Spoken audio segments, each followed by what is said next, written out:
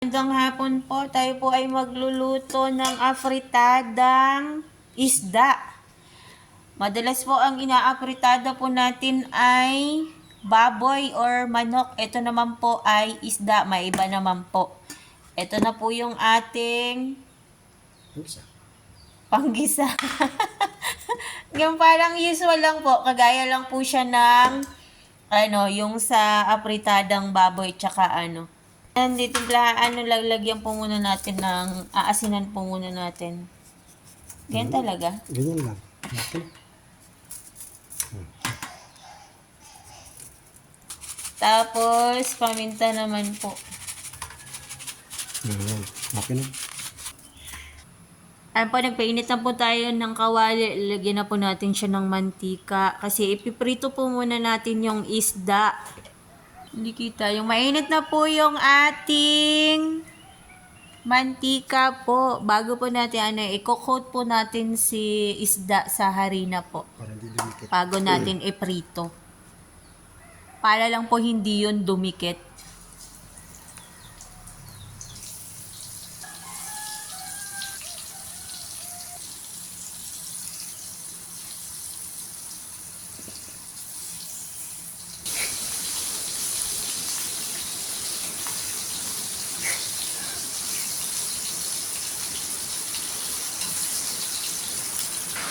Ayan po, naprito na po siya lahat. Ganyan po.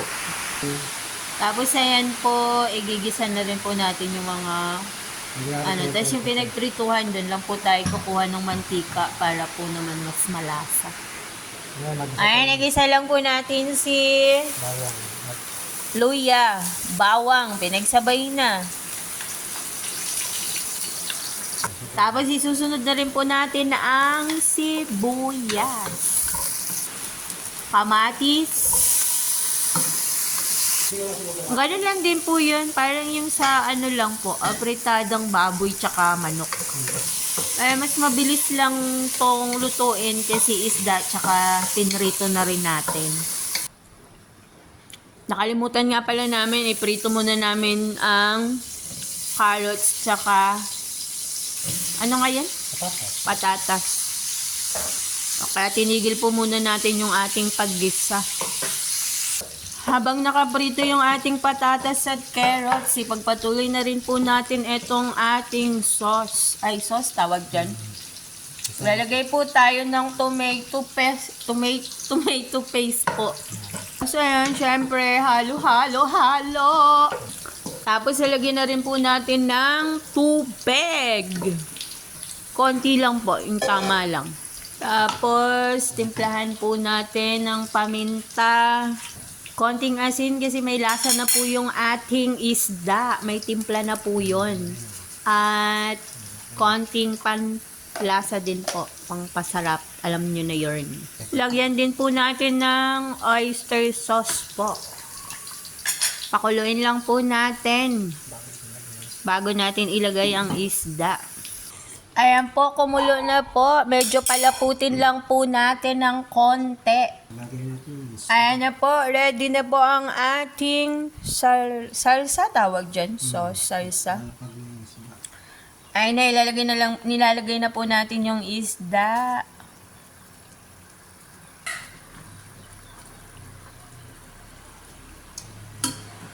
Tapos, lagay na rin po natin ang patatas at carrots, tsaka konting kulo lang po para manuot ang lasa. Last but not the least, ang ating atchal. Ayan na po, luto na ang ating afritadang isda. Ayan po, ang bango, sarap. Nagugutom ako lalo. Ano po ang aking afritadang isda?